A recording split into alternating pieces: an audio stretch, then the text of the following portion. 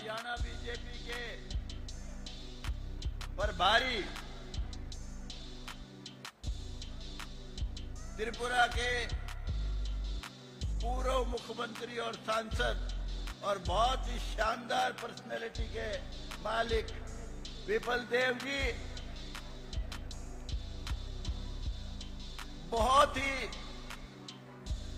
अच्छे से अच्छा सोच रखने वाले, बहुत ही बढ़िया हमारे मुख्यमंत्री नायब सैनी जी,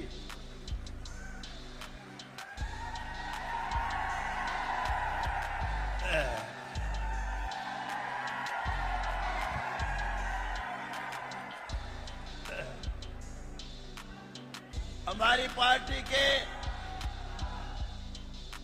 भारतीय जनता पार्टी के प्रधान, इस समय के एमएलए मेरे अजीज मोहनलाल बड़ौली जी, भाई थोड़े नाम लूंगा, सबके नाम लूंगा तो फिर देर हो जाएगी, जो बात मैं कहना चाहता हूं कह नहीं सकूंगा। हमारे पवार जी इस समय एमपी हैं, पहले मिनिस्टर रहे। हमारे मेरे अजीज अभी जो मेरे साथ शामिल हुए अनूप धानक जी, देखते ना कितना मान कर रहा हूं चोरे।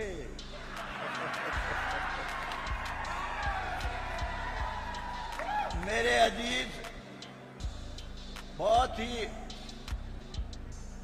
दानी पुरुष भाई जोगीराम जी सिहाग, विनोद ध्याना जी, और अभी जो मेरा अजीज मेरे को उलाना दे रहा था, पूर्व फाइनेंस मिनिस्टर, कई मंत्रालय का मालिक, मेरा अजीज कैप्टन अभिमन्यु जी, जिसने मुझे कहा कि जी नकली दादे नकली पोते काम नहीं आया करते, पोते तो असली काम आया करे। तेरे भाग बहुत अच्छे हैं, आज मैं यहां हूं, बहुत लकी है तू। मेरे अजीज हांसी से विधायक विनोद ध्याना जी, और भाई नाम ये मिसिज विनोद शर्मा जी, ज्योति शर्मा जी, और भाई सारे समझ लो सबके नाम ले दिए, महिपाल ढांडा जी, और सभी स्टेज पे बैठे हुए नेतागण, और मेरे सामने हरियाणा के भाग्य विधाता मेरे बुजुर्गों,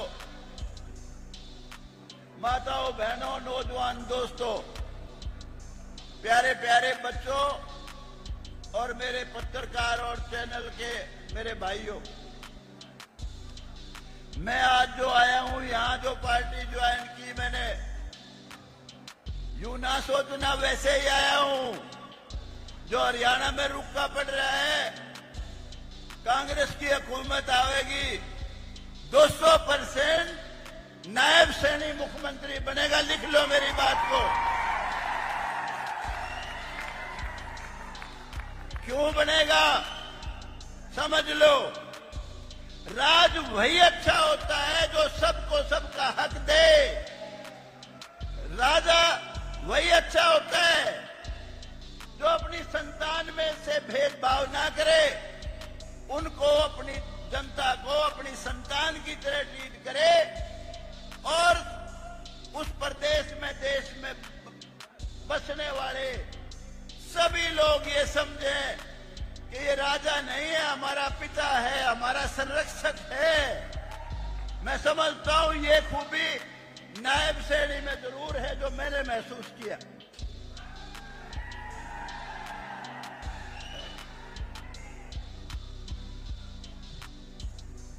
मनोहर लाल खट्टर जी ने जब हरियाणा में शुरू किया अपना कार्यकाल, उससे पहले हमने अनेक शासन देखे हैं, अनेक चीफ मिनिस्टर देखे हैं, उस समय लिस्ट का, पर्ची का जमाना था, मेरिट का कोई मतलब नहीं था। चाहे वो राज हो जिसमें बीजेपी भी सीरी थी। मनोहर लाल जी ने एक बहुत बड़ी शानदार रवायत शुरू की। जो आदमी सोचता था चपरासी लगेगा तो किसको पकड़ूं, सिपाही लगेगा तो किसकी सिफारिश ढूंढूं, आज जो सिपाही लगने की नहीं सोचता था, खट्टर साहब के राज में डीएसपी लगा, इंस्पेक्टर लगा, सब इंस्पेक्टर लगा, बड़ी बड़ी पोस्टों पे लगे। ये कोई छोटी बात नहीं थी, बहुत बड़ी बात थी। मेरिट के हिसाब से नौकरियां दी गई। बहुत लोग जो बहुत नफरत करते थे खट्टर साहब से, बीजेपी से भी करते हैं, वो सपने में भी नहीं सोच सकते उन आला का राज होता, उसमें कुछ छावे था कि नहीं जो खट्टर साहब के राज में मिला। ये छोटी बात नहीं है। उन्होंने ये देखा ही नहीं खट्टर साहब ने ये तेरे खिलाफ वाला है, तेरे हक वाला है। नहीं भाई, मेरिट में कोई आओ। एक मेरा अजीज है अमरदीन, मेरा ड्राइवर है, मुसलमान बरादरी से मेरा बच्चा है। मैंने उसके साथ उसको भर्ती कराया था पुराने वक्त में।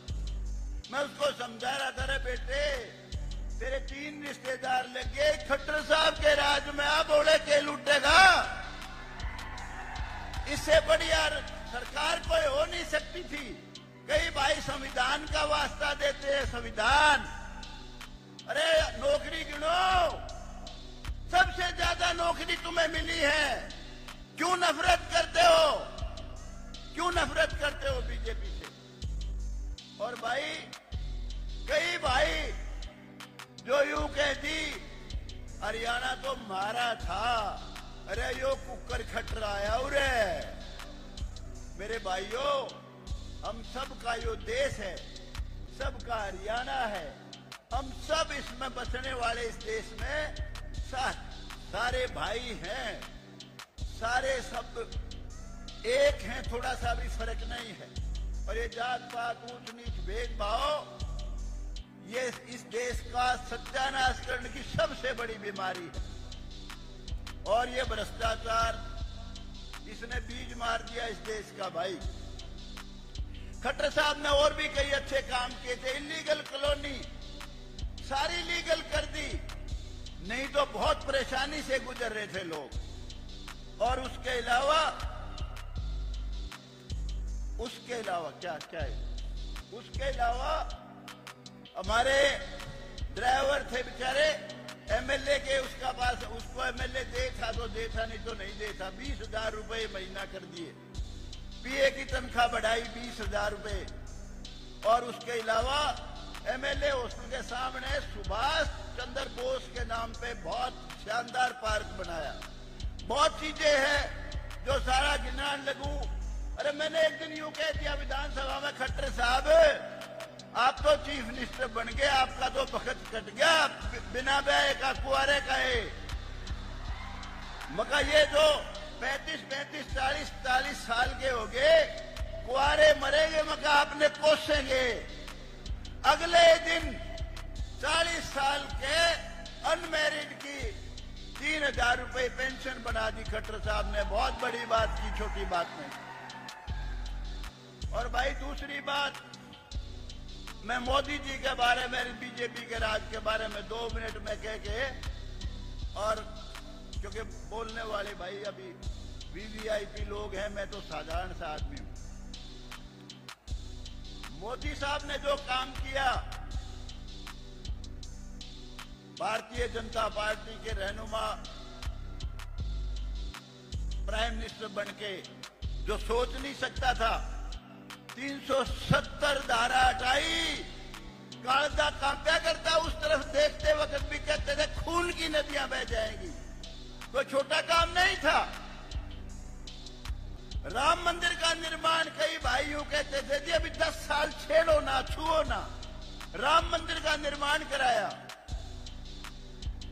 और भाई ये हमारी मुसलमान बहन बेटियां, ट्रिपल तलाक इन पर बड़ा खतरनाक था, उसको खत्म कर दिया। महिलाओं को कितना सम्मान दिया, एमएलए एमपी में 1/3 रिजर्वेशन, और उसके अलावा बहुत बड़ा जो काम किया, हर आदमी प्राइम मिनिस्टर तक का भी झाड़ा ले लिया करते, तलाशी ले लेते थे एयरपोर्ट पे। मनमोहन सिंह जी की पगड़ी उतरवा ली थी। नरेंद्र मोदी जी ने इस देश का बहुत भारी मान बढ़ाया, कोई छोटी बात नहीं है। तो भाई सारी चीजें गिनान लग जाऊं, बहुत समय लग जाएगा। मैं केवल इतना कहने आया हूं कि भाई बीजेपी को बनाओ और भाई नायब सैनी को मुख्यमंत्री बनाओ, आपको मिलेगी सबको सबका हक देने वाली सरकार। और नहीं तो मेरे भाइयों, रो के मर्जियों, किसी को कुछ नहीं छावेगा। ये मैं आज कहने के लिए आया हूं। दूसरी बात, मैंने अभी नायब सैनी जी से कहा था, मगर मेरा बेटा नायब सैनी जी पॉलिटिक्स से नफरत करता है, पॉलिटिक्स से दूर है। वो जुडिशरी में जाना चाहता है, उसका लिंक है, बहुत अच्छा वकील है और बार कौंसिल पंजाब हरियाणा चंडीगढ़ की का प्रेसिडेंट रहा है। वो कहता है पापा राजनीति तो सिर्फ मैं आपके इलेक्शन में करता हूं, उसी वक्त आता हूं, मेरी कोई रुचि नहीं, लेकिन मुझे एक बार इस आप वाली पार्टी में भी शामिल करा दो जिसमें आप शामिल हो रहे हो। तो मैंने नायब सैनी जी से प्रार्थना करिए भाई, उसको भी शामिल कर लो। आया हुआ, आजा बेटा। आपने सबने यूं बताओ, राज बनाओगे कि नहीं? नायब सैनी को मुख्यमंत्री बनाओगे कि नहीं? शाबाश भाई, बहुत बहुत धन्यवाद। दादाजी का बहुत बहुत धन्यवाद। पूरा